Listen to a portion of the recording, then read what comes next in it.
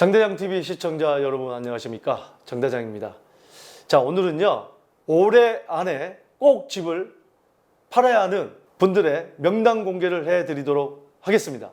자, 전세 대란에 덩달아 관심 받는 주전. 주인이 전세 들어갔다는 얘기인가요? 주전 매매. 주접보다는 낫겠죠? 예. 매도인이 전세 사는 조건. 자, 전세난이 심화되면서 집주인이 새 매수자와 전세 계약을 맺는 형태인 이른바 주전 매매가 최근 속속 체결되는 모양새다. 이런 계약이 진행되면 통상 집주인은 새 매수자와 시세보다 높은 가격으로 전세 계약을 맺는 대신 시세에 걸맞는 주택을 매도할 수 있다. 자, 서초, 송파, 강남동 핵심 지역일수록 연말까지 이런 매매 계약이 늘어날 가능성이 크다고 했다. 서울 서초동 롯데캐슬 클래식 전용 면적 84제곱미터는 21억 원에 거래가 됐다.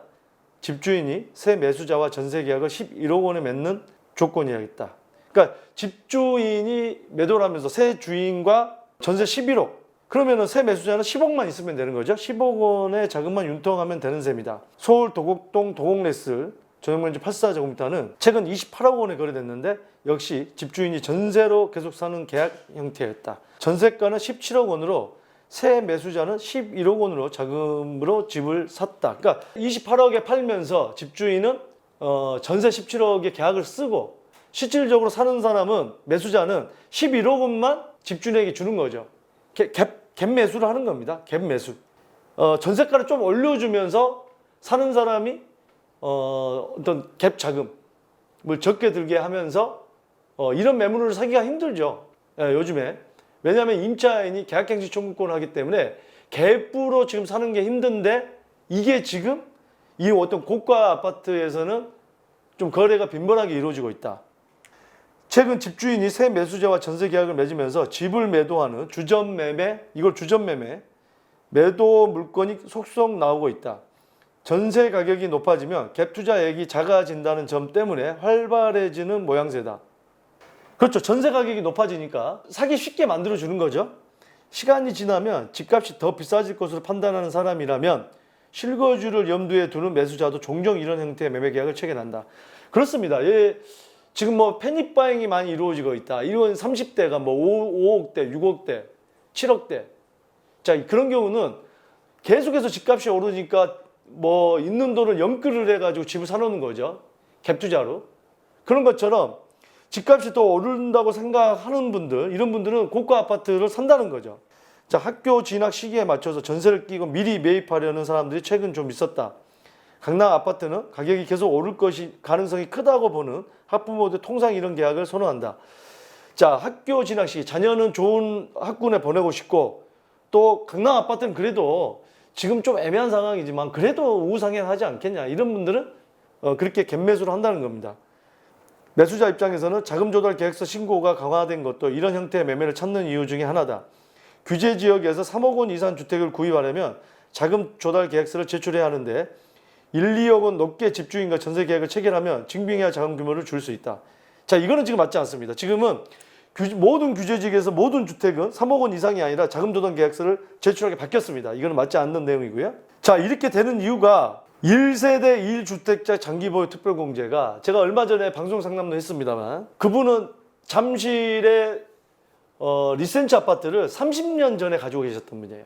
그러니까 뭐 아주 재건축 되기 전부터 가지고 계셨던 분인데 어마어마하게 시세 차익이 지금 났을 거 아니에요? 지금 뭐 20억이 넘어가니까 30평대가. 근데 해외에 살다가 2년만 거주했답니다. 세를 주고. 자, 올해까지는요. 1세대 1주택자에게 주어지는 장기보유 특별공제 80%가 2년 거주하고 10년 보유하면 80%까지 공제를 해줍니다. 그러면 사실상 10억, 20억 가까이 시세 차익이 나는 거죠. 30년 전에 샀으면. 세금이 거의 나오지 않죠. 근데 내년 되면 어떻게 되죠?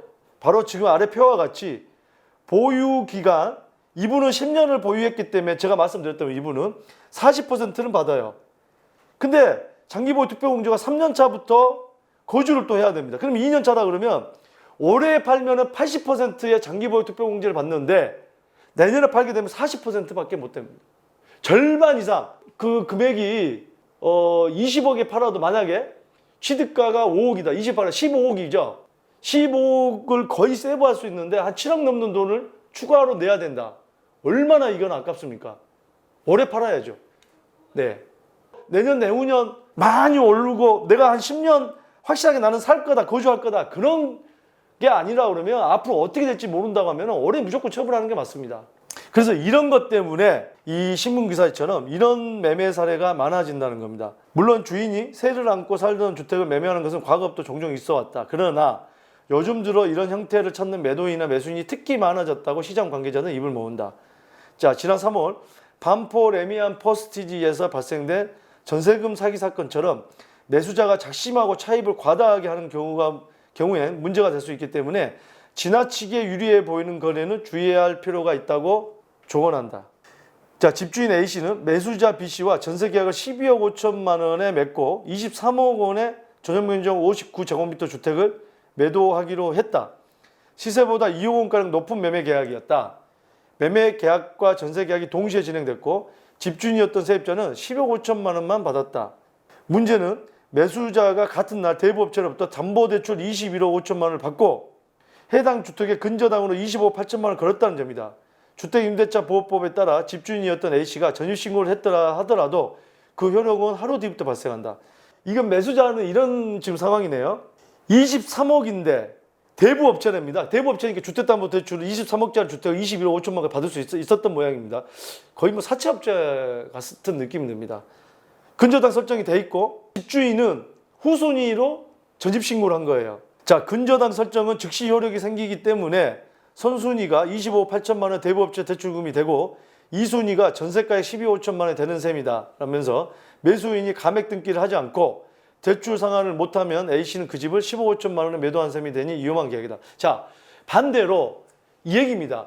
우리가 지금 장기보유 특별공제 때문에 급하게 올해 안에 팔아야 되기 때문에 덤벼드는 거를 이 매수자 입장에서 악이용하는 거예요. 전세입자가 들어오는 조건으로 해서 소유권 이전을 한 상태인데 사채업자나 이런 데 대부업체에 가서 굉장히 한 90% 넘게 대출을 받아버리고 선순위로 들어간 다음에 소유권을 이전해버린 거죠.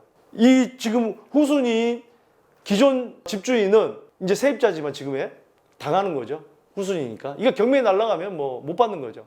지금 사례처럼 전입신고를 하면 그 다음날부터 대항력이 발효가 되는 지금 현행법을 바꾸기 위해서 국회의원 모 의원께서 법안 발의를 했다고 합니다. 이거는 정말 뭐 빨리 해서 세입자가 들어오는 순간, 전입신고하는 순간 그 순간부터 대항력을 갖게 하는 게 저는 맞다고 생각합니다. 아마 제가 방송에서도 예전에 한번 몇 차례 제가 얘기를 했습니다. 이런 얘기도. 부동산도 지금 현행법에서 정말 그 말이 안 되는 법들이 많아요. 이런 것들은 바로바로 고쳐서 세입자 보호를 해야 된다고 생각합니다.